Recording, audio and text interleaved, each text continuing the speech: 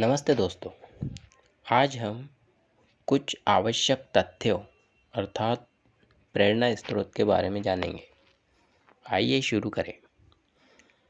अल्पायु मनुष्य के लिए यह विचारणीय है कि अपने जीवन को क्या सांसारिक भोग पदार्थों की प्राप्ति के प्रयत्न और उनके उपभोग में लगाना ही इष्ट है।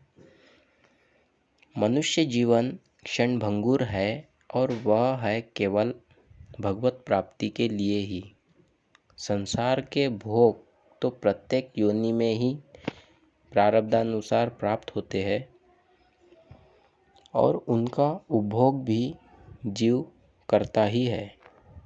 मनुष्य जीवन भी यदि उन्हीं क्षणभंगुर नाशवान दुख योनि और जीव को जन्म मरण के चक्र में डालने वाले भोग पदार्थों के लिए सकाम उपासना में ही लगा दिया जाए तो यह बुद्धिमानी का कार्य नहीं है।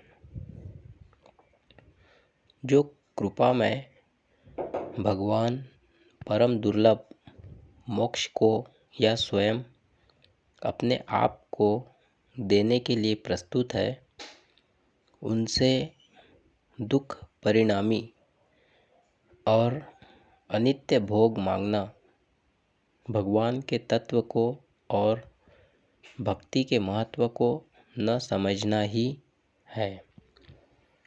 जो पुरुष किसी वस्तु को प्राप्त करने की इच्छा से भगवान को भजता है, उसका ध्येय वह वस्तु है, भगवान नहीं है।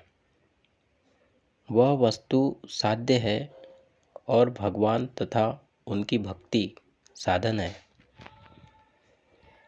यदि किसी मंगलकारी कारणवश ही उसके अभिष्ट की प्राप्ति में देर होगी तो वह भगवान की प्राप्ति को छोड़ सकता है। अतएव सकाम भाव से की हुई उपासना एक प्रकार से काम्य वस्तु की ही उपासना है, भगवान की नहीं।